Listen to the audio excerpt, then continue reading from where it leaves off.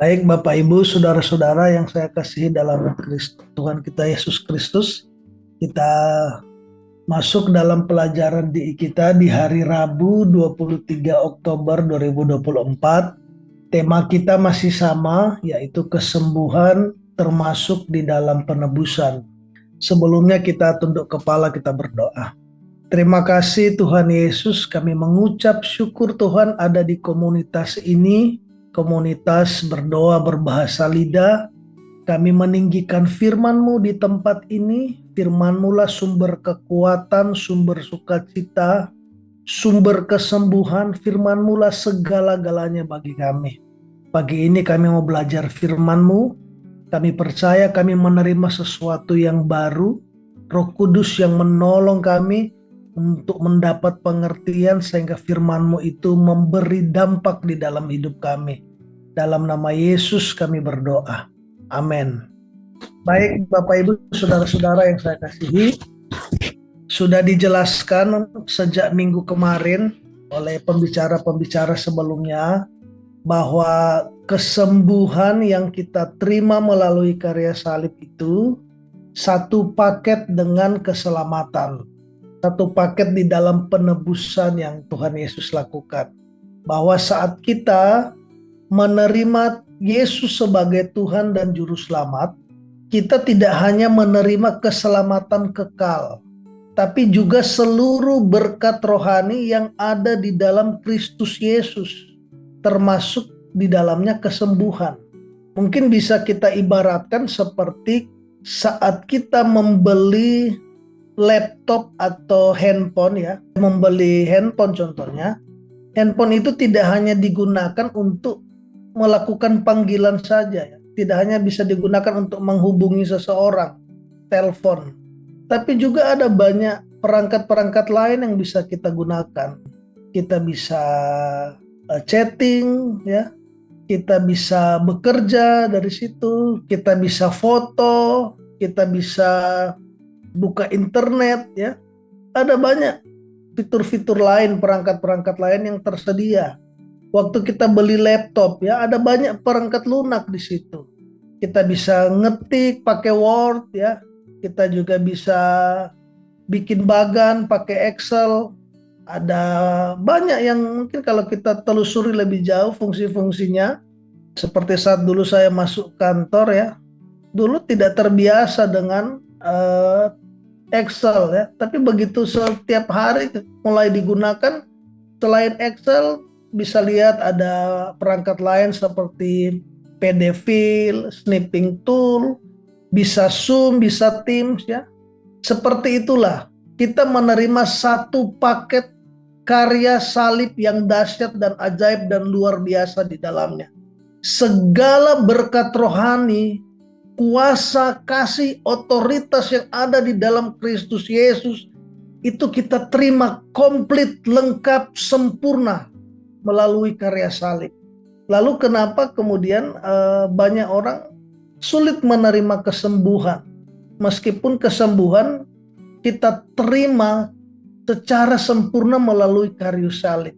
Sudah seringkali disampaikan melalui Hosea 4 ayat 6 bahwa umatku binasa karena tidak mengenal Allah. Kalau terjemahan King James Version-nya dibilang lack of knowledge, kurang pengetahuan. Orang tidak memahami, tidak mendapat pengertian yang benar, tidak mendapat pewahyuan karena kurang pengetahuan. Kurang pengetahuan terjadi karena tidak mengoperasikan laptop, tidak mengoperasikan perangkat lunak itu dengan baik sesering mungkin. Kita tidak mengerti tentang kesembuhan ya karena kita juga tidak mendapatkan pengetahuan yang benar tentang kesembuhan, kuasa kesembuhan itu sendiri. Kita tidak mendapatkan pewahyuan tentang kesembuhan itu. Karena itu perlu mengetahui apa saja yang sudah diselesaikan Kristus melalui karya salib. Apa yang ditanggung Yesus di atas kayu salib. Yesaya 53 ayat 3 sampai 5 berkata, ia dihina dan dihindari orang, seorang yang penuh kesengsaraan dan yang biasa menderita kesakitan. Ia sangat dihina, sehingga orang menutup mukanya terhadap dia. Dan bagi kita pun dia tidak masuk hitungan.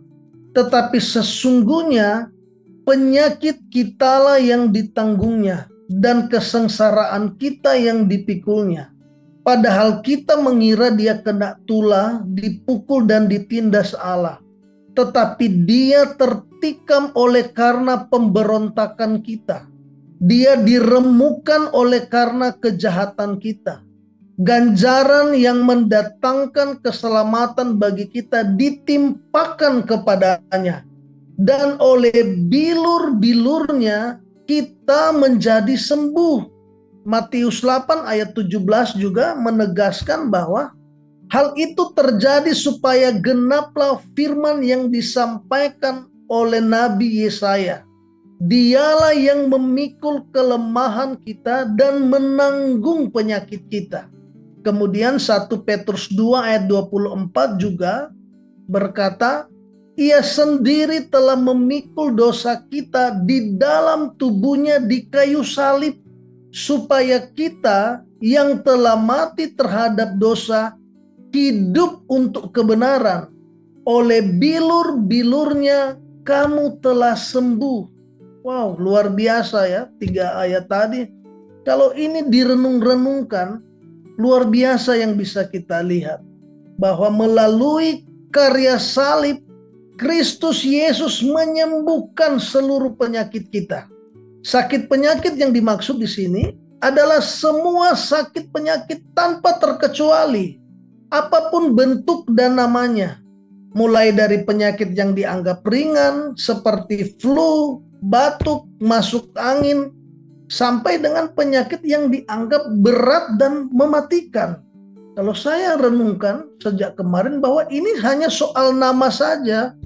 Di dalam Kristus Yesus semua penyakit sama. Tidak ada bedanya. Semua bisa disembuhkan di dalam nama Yesus. Saya percaya bahwa Tuhan Yesus tidak pernah pilih-pilih penyakit mana yang bisa disembuhkan atau tidak. Tuhan tidak pilih-pilih orang, tidak pilih-pilih kasih. Masalahnya ada pada penerimaan kita. Tergantung pada diri kita sendiri. Maukah kita mempercayai ini atau tidak? Seperti yang sudah pernah disampaikan bahwa ibarat listrik yang sudah dipasang oleh PLN di rumah kita, kita tidak dapat meminta PLN untuk datang menyalakan saklar lampu kita. Ya, mereka nggak akan datang karena itu nonsen, nggak masuk akal. Listriknya sudah dipasang, nggak mungkin saya datang untuk nyalain saklar gitu. Kitalah yang bertindak, kitalah yang punya otoritas. Kesembuhan itu sudah diberikan komplit sempurna bagi semua orang tanpa terkecuali. Yang perlu kita lakukan adalah mengambil otoritas kita, mengusir segala sakit penyakit yang datang menyerang kita. Mengucap syukurlah buat karya salib yang sudah kita terima. Filemon 1 ayat 6, terjemahan King James Version berkata seperti ini. That the communication of thy faith become effectual by the acknowledging of every good thing which is in you in Christ Jesus. Ya. Komunikasi iman kita menjadi efektif ketika kita mengakui segala hal yang baik yang sudah kita terima di dalam Kristus Yesus. Ketika kita mempercayai kesembuhan ini, kita akan berkata-kata tentang kesembuhan. Kita akan terus mendeklarasikan kesembuhan. Saya belajar setiap pagi untuk mengucap syukur. Apapun kondisi saya setiap pagi. Meskipun badan berasa capek atau badan lagi kurang enak, saya akan tetap berkata seperti firman Tuhan bahwa oleh bilur-bilur Yesus saya sudah sembuh. Setiap pagi saya akan berkata dan mengucap syukur, terima kasih Tuhan. Badan saya segar, badan saya sehat, badan saya kuat, pikiran saya bersukacita hari ini, terima kasih Bapak. Saya mengucap syukur ya. Saya ingat dulu waktu COVID, saya mendapat serangan yang luar biasa. Badan saya benar-benar berasa remuk ya, hampir seminggu apa 2 minggu. Baiklah, cukup lama saya rasakan itu. Dan saya sempat berpikir begini, waduh, kok terjadi perubahan yang luar biasa di tubuh saya. Dan orang suka berkata, ini karena masalah umur, ini karena masalah lain-lain. Tapi saya melawan semua pikiran-pikiran yang tidak benar dan mulai berkata, tubuh saya makin hari makin sehat, tubuh saya makin hari makin pulih, makin segar, makin kuat setiap pagi. Dalam kondisi yang sangat lemah, dalam kondisi yang berasa remuk, setiap pagi saya mengucap syukur untuk tubuh saya yang sehat dan kuat. Dan yang terjadi apa? Begitu lewat sebulan, 2 bulan tanpa disadari, tubuh saya berangsur-angsur pulih. Dan itu saya lakukan setiap hari sampai hari ini. Ketika ada di depan kaca, ya lagi mandi, akan berkata memberkati tubuh saya, mengucap syukur buat kesembuhan yang sudah diberikan. Jadi melalui karya salib, paket kesembuhan yang kita terima itu, yang saya lihat ada 2. Tadi 1, kesembuhan bagi diri kita sendiri. Dan yang kedua yang kita terima adalah melalui karya salib, kita juga menerima kuasa untuk menyembuhkan orang-orang di sekitar kita. Orang-orang yang mengalami serangan sakit penyakit. Matius 10 ayat 8 berkata, sembuhkanlah orang sakit, bangkitkanlah orang mati, tahirkanlah orang kusta, usirlah setan-setan. Kamu telah memperolehnya dengan cuma-cuma, karena itu berikanlah pula dengan cuma-cuma. Markus 16 ayat 17 berkata sampai 18, tanda-tanda ini akan menyertai orang-orang yang percaya. Mereka akan mengusir setan-setan demi namaku. Mereka akan berbicara dalam bahasa-bahasa yang baru bagi mereka. Mereka akan memegang ular, dan sekalipun mereka minum racun maut, mereka tidak akan mendapat celaka. Mereka akan meletakkan tangannya atas orang sakit dan orang itu akan sembuh. Jadi kesembuhan yang diberikan bagi kita melalui karya salib bukan hanya buat diri kita, tapi komplit juga dengan kuasa untuk menyembuhkan orang-orang. Karena itu Kristus memberi perintah bagi kita, pergilah, sembuhkanlah orang sakit, bangkitkanlah orang mati. Ini kuasa yang dahsyat yang dimiliki orang-orang percaya, bahwa kita memiliki kuasa untuk menyembuhkan bahkan membangkitkan orang mati. Waktu kita meletakkan tangannya atas orang sakit, orang itu akan sembuh. Sekali lagi kembali ke Hosea 4 ayat 6, bahwa kita tidak mengalami ini karena kita tidak mendapat pewahyuan. Satu waktu saya bicara dengan sahabat saya yang sudah 2 minggu di rumah sakit. Dokter juga tidak tahu apa yang terjadi dengan perutnya, tapi setiap hari dia mengalami demam dan dokter tidak dapat menemukan apa penyebabnya. Demam, 2 minggu keluar rumah sakit, masuk lagi 2 minggu, dan dia dalam keadaan yang sudah sangat kritis. Tapi begitu saya jelaskan ke dia otoritas yang dia miliki, kami bersepakat di dalam nama Yesus mengusir setiap sakit penyakit yang ada di dalam perutnya. Dan yang terjadi, dia sembuh, dia pulih, tiba-tiba dia ke belakang dia ke toilet, mengeluarkan seluruh cairan-cairan hitam, ya, tanpa bantuan dokter. Tapi waktu itu karena kita bersepakat di dalam nama Yesus, dia sembuh, dia pulih, dia merdeka, ya. Sebelum bahkan akhirnya meskipun tidak mendapatkan kabar dari dokter tentang apa yang terjadi, dia menerima kesembuhan secara sempurna. Ketika pikirannya diubahkan, ketika dia melihat apa yang sudah Tuhan sediakan di karya salib, dia menerima kesembuhan sempurna.